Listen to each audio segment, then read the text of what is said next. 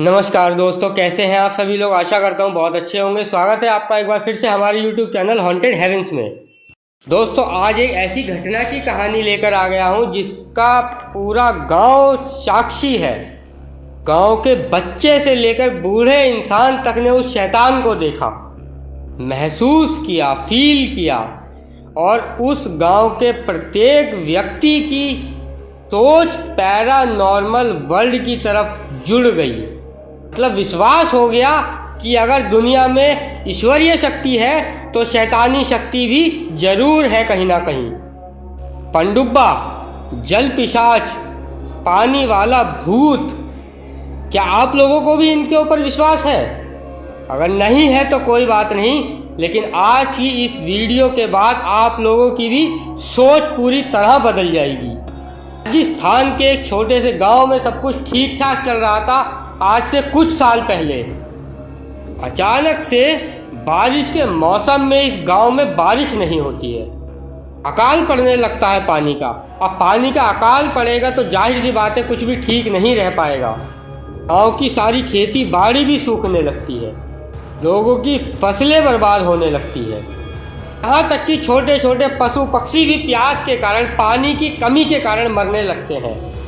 कुछ बहुत से गरीब इंसान भी भूख और प्यास के चलते मरने लगते हैं। गांव के लोगों को कुछ भी समझ में नहीं आ रहा था कि इस गांव का भविष्य आखिर क्या होगा, क्योंकि पानी का कोई भी साधन, कोई भी सोर्स इन लोगों को नजर नहीं आ रहा था। कुछ दूरी पर एक नदी थी जिसके कारण थोड़ा बहुत पानी का सोर्स इन लोगों को मिलता था, पानी आता था, लेकिन अब उस नदी का सोर्स भी धीरे धीरे कम होने लगा था। वैसे ही चलते चलते 3-4 साल इन लोगों के लगभग बड़ी मुश्किल हालातों से बीत गए। गाँव के लोग ये समझ चुके थे कि हम लोगों को अब क्या करना पड़ेगा। इनके गांव से लगभग 2-2.5 किलोमीटर की दूरी पर एक तालाब है, तो हम लोगों को क्या करना पड़ेगा, उस तालाब के पास जाना पड़ेगा और वहीं से पानी भर के अपने डेली यूज़ के लिए लाना पड़ेगा। चाहे खाना बनाने वाली बात हो, नहाने धोने की बात हो या पीने की बात हो, लोगों को ना चाहते हुए भी उसी तालाब का पानी यूज़ करना पड़ेगा। हालांकि 2-2.5 किलोमीटर की दूरी पर है, लेकिन घर में जितने भी लोग हैं, मर्द, बच्चे, बूढ़े, सभी लोग थोड़ा थोड़ा सहयोग करेंगे, लेकिन पानी का वही एक सोर्स हम लोगों के पास है।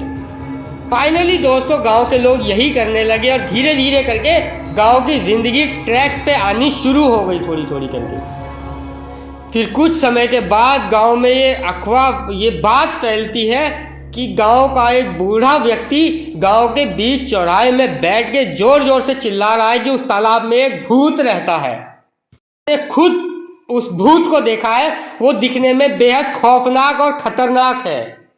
और जब तक वो खुश रहेगा, वो जब तक ही हम लोगों को पानी देगा। जिस दिन भी वो गुस्से में आ गया, पूरे गांव को प्यासा मार देगा।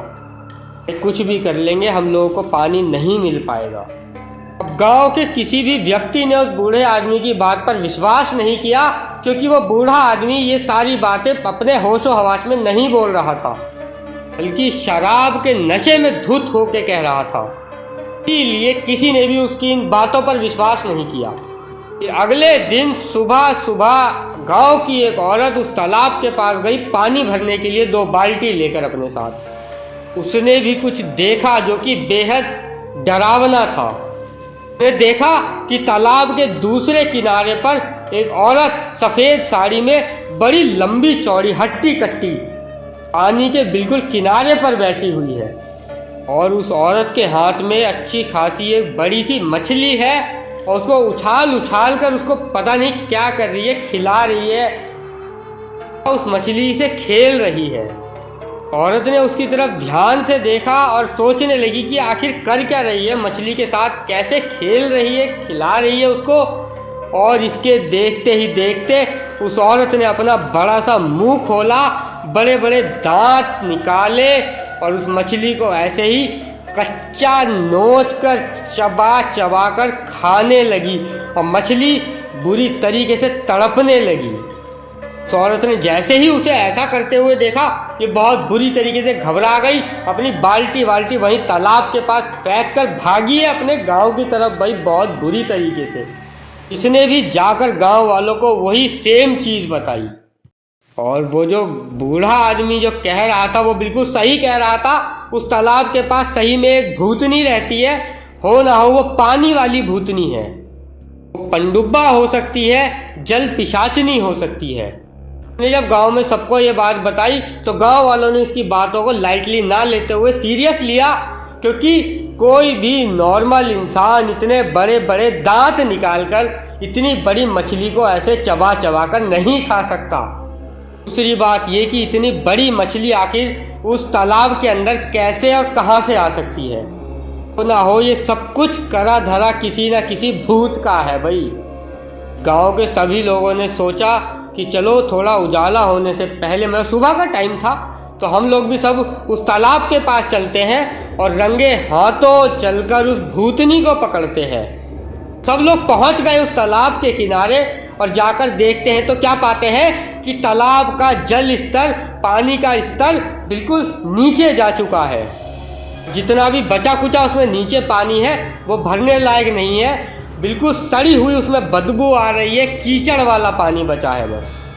सारी चीज़ें देखकर गांव के सभी लोग हैरान थे, क्योंकि कुछ देर पहले वो औरत जो पानी भरने के लिए आई थी उस वक्त तालाब अच्छा खासा भरा हुआ था, और कुछ ही समय में देखते हैं तो क्या पाते हैं कि तालाब का पानी बिल्कुल सूख चुका है, जल स्तर नीचे जा चुका है। वो जो पानी था अब इन लोगों के यूज़ करने लायक नहीं बचा था। ये सब देखकर गांव के कुछ लोग रोने लगे टेंशन की वजह से कि भाई अब क्या होगा। लोगों को वहाँ पर कोई ऐसी जल पिशाच भूतनी जैसी कोई चीज़ इन लोगों को वहाँ नहीं दिखी, लेकिन जिस तरह वहाँ इन्हें कोई भूत नहीं दिखा उसी तरह वहाँ पर इन्हें तालाब में पानी भी नहीं दिखा। गाँव के सभी लोग हाथ पे हाथ धरे अपने गांव वापस लौट आए। एक बार फिर से ये पूरा गांव पानी की कमी की वजह से मातम में छा गया, क्योंकि इस गांव का जो भविष्य था वो एक बार फिर से सबको धुंधला नजर आने लगा था। सभी लोगों ने सोचा कि भाई हो सकता है उस तालाब में जो शैतान रहती होगी वो क्रोध में आ गई होगी, नाराज हो गई होगी, हो सकता है दोपहर तक पानी वापस अपने लेवल पर आ जाए। गाँव से दिन में दसियों बार जा कर के लोग देख रहे हैं तालाब में, लेकिन पानी था कि टस से मस नहीं हो रहा था, पानी बढ़ ही नहीं रहा था, वही कीचड़ वाला गंदा पानी था। गांव के सभी लोगों ने ये मान लिया था कि जब तक वो तालाब में रहने वाली घोस्ट भूतनी जल पिशाचनी जो कुछ भी है, जब तक वो हम लोगों से खुश नहीं हो जाएगी वो हमें पानी नहीं देगी। हम लोगों को पानी नहीं देगी तो हम लोग भी जीवित नहीं रह पाएंगे, मारे जाएंगे। अब किसी तरीके से पता लगाओ कि उसको खुश करने का तरीका क्या है। बाजू के गांव में किसी से बात करी गई तो उन्होंने एक तांत्रिक को इस गांव में भेजा। तांत्रिक आया इस गांव में तो तांत्रिक ने बताया कि इस तालाब के अंदर एक बहुत ही खतरनाक पिशाचनी रहती है। उसको खुश करने के लिए हर अमावस्या की रात को तुम लोगों को एक जानवर चढ़ाना होगा, पानी में उस जानवर को ले जाकर डालना होगा, लेकिन साथ ही शर्त यह है कि वो जानवर जो उस तालाब में डाला जाएगा वो गांव का कोई पालतू जानवर होना चाहिए। गांव के सभी लोग भाई ये सुनकर बहुत परेशान हो गए कि हम लोग अपने जानवर, अपने पालतू जानवर, अपने परिवार के सदस्य जैसे जानवरों को ले जाकर उसे सौंप दें, और अगर ऐसा नहीं करेंगे तो हम सब प्यासे मारे जाएंगे। इस बात का क्या इलाज था किसी को कुछ भी समझ नहीं आ रहा था। गांव के सरपंच ने ये घोषणा कर दी कि भाई देखो हमारे पास भी जानवर है और गांव के हर एक परिवार के पास कोई ना कोई पालतू जानवर है। अब हर अमावस्या की रात को गांव का हर एक परिवार अपने जानवरों में से एक एक जानवर ले जाकर के उस तालाब में डालता रहेगा, और जब तक ये चलता रहेगा परिवार, गांव सब खुशहाल रहेगा। और अगर कोई अपना जानवर देने के लिए तैयार नहीं है तो वो अभी बता दे, वो गांव से जाएगा, उसको गांव से जाना पड़ेगा, उसे गांव से निकाल दिया जाएगा, साथ ही उसका दाना पानी सब बंद कर दिया जाएगा गांव में। गांव के सभी लोगों ने ना चाहते हुए भी सरपंच जी की बात को मंजूरी कर दी, मंजूरी भर दी, हाँ कर दिया। ऐसा ही हुआ। अमावस्या की रात आई, गांव के एक आदमी ने, उसके पास उसकी पालतू बकरी थी, ले जा करके उसने उस तालाब में उस बकरी को धक्का मार दिया, मतलब डाल दिया। और डालने के बाद वापस लौट गया। अब तालाब में पानी तो कुछ था नहीं, जो भी था वो सड़ा गला कीचड़ वाला था, मतलब कीचड़ ही था मानो। गंदी स्मेल आ रही थी, उसमें कोई डूब के मर भी नहीं सकता था, डूब भी नहीं सकता था। और फिर अगले दिन सुबह का वक्त हुआ, सभी लोग देखने के लिए गए कि तालाब में पानी आया कि नहीं आया। तो जाकर देखते हैं तो क्या पाते हैं कि तालाब में फिर से पानी आ गया। उस तांत्रिक ने जो कहा था वो बिल्कुल सच हो गया, वो बिल्कुल सही कहा था। देखकर सभी के मन में दोबारा खुशी की लहर दौड़ गई। सभी लोगों ने पानी वानी भरा और जा करके अपना जीवन यापन दोबारा पहले की तरह करने लगे। अगली अमावस्या की रात आते आते तक एक बार फिर वो पानी खत्म हो गया। फिर कोई अमावस्या की रात को जाए, अपना कोई ले जाकर जानवर छोड़ दे, उसमें फिर पानी आ जाए। तो ऐसे ही करते करते कुछ महीने कुछ साल बीत गए। गाँव में सब क्या करे भाई, जो घर के पालतू जानवर होते हैं भाई वो भी घर के सदस्य की तरह होते हैं। इसी गांव में एक रेखा नाम की लड़की रहती थी। के घर के अब तक 2 जानवर उस तालाब की बलि चढ़ चुके थे। ये बात उस रेखा को सहन नहीं हो पा रही थी। उसने डिसाइड किया कि मैं एक दिन उस तालाब के किनारे जाऊंगी, अकेले, बिना किसी को कुछ बताए, और वो जो कोई भी है उस जल पिशाचिनी का मैं सामना करूंगी। पिशाचिनी को जाकर सबक सिखाऊंगी। मेरे 2 कालू और छोटू, मतलब इसके जो 2 जानवर चढ़े थे उनका नाम कालू और छोटू था, जो कि उस तालाब की भेंट चढ़ चुके थे। तो बहुत दुख हो रहा था और बोल रही थी कि चाहे जो कुछ भी हो जाए मैं उस पिशाचिनी को छोड़ूंगी नहीं भाई। ये अगली अमावस्या की रात का इंतजार करने लगी, क्योंकि जो अमावस्या अब ये आने वाली थी उस अमावस्या की रात को भी इसी के एक जानवर की और बलि चढ़ने का नंबर था। अगली अमावस्या की रात को ये अपने किसी जानवर को नहीं बल्कि अकेली ही उस तालाब के किनारे पर पहुंच गई। जब ये तालाब के किनारे पहुंची तो तालाब के दूसरे किनारे की तरफ से एक औरत के बहुत जोर जोर से चीखने की आवाज़ सुनाई इसे देने लगी।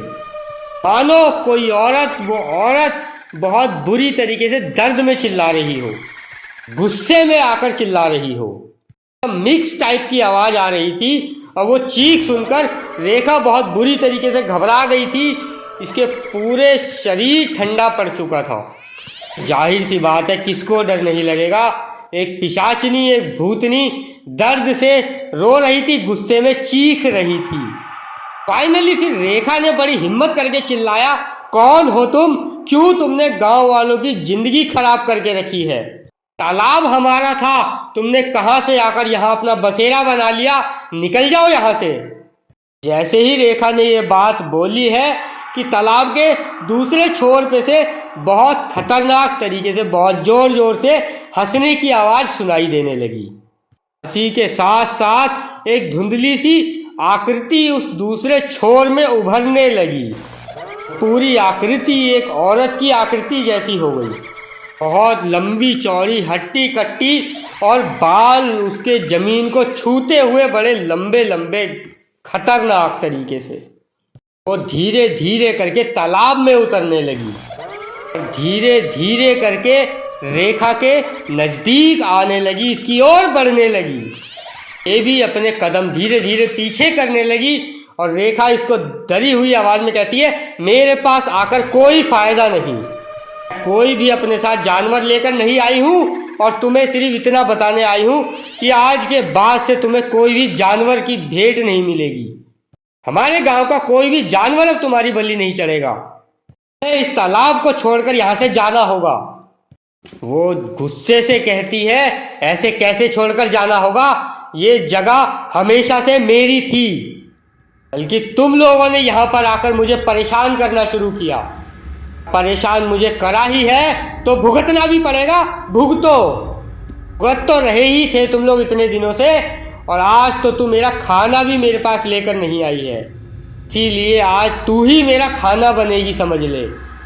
आज मैं तुझे कच्चा नोच नोच कर, चबा चबा कर, उधेड़ कर खा जाऊंगी। और इतना कहकर वो जैसे ही इसकी तरफ आगे बढ़ने को हुई, रेखा ने याद करा अपनी दादी की बोली हुई कुछ बातों को। तुरंत फ्लैशबैक में गई। इसको याद आया कि इसकी दादी इसको बचपन में कहानी सुनाया करती थी जल पिशाच की। जल पिशाच इस दुनिया में किसी भी चीज से नहीं डरता है। सिर्फ एक चीज है, वो है ढेर सारा सफेद नमक। ये अपने साथ अपने कुर्ते की जेब में डालकर ढेर सारा सफेद नमक लेकर आई थी। इसने याद करी अपनी दादी की वो कही भी बात और फटाक से अपनी जेब से वो नमक की थैली निकाली है और इसके ऊपर पूरी बुरी तरीके से उड़ेली है। ऐसे ही उसके ऊपर वो नमक पड़ा, वो पिशाचनी, वो जल पिशाचनी, वो पनडुब्बा इतनी जोर से चिल्लाया है मानो उसकी आवाज से वो पूरा इलाका बुरी तरीके से गूंज उठा। जितने भी आसपास पशु पक्षी जीव जंतु जानवर पेड़ पौधे थे सब बुरी तरीके से हिलने लगे, हरकत में आ गए, आवाज आने लगी सबकी। ये नज़ारा मानो कुछ ऐसा हो चुका था कि कोई फिल्म चल रही हो, सच्चाई में ऐसा कुछ भी ना हो रहा हो। चुड़ैल वो पिशाचनी देखते ही देखते धीरे धीरे पानी में तब्दील होने लगी। तो वो सड़ा हुआ सा पानी स्मेल वाला वो उस पानी में बदलने लगी, उसमें पिघलने लगी। पहले की वो पानी में पिघल के बदलती, पूरे जानवर आसपास के जितने भी थे सब भागते हुए इसी की तरफ आने लगे। इसने सोचा कि इतने सारे जानवर किधर की तरफ से भागते हुए आ रहे हैं, कहीं ऐसा तो नहीं कि ये जानवर मुझे ही मार डालें। ये जानवर इस पिशाचनी की आवाज़ से इसके बस में चले गए हैं। खुद को बचाने के लिए सिर्फ एक ही चारा समझा कि यहाँ से बिना सोचे समझे भाई जितनी तेज भाग सकते हो भागो। भागी है बड़ी गंदी तरीके से दूसरे रास्ते से, जो थोड़ा साफ रास्ता दिखा था इसको। भागती हुई अपने गांव पहुंची है और जाकर इसने किसी को कुछ नहीं बताया, जाकर बस चुपचाप अपने घर पे सो गई।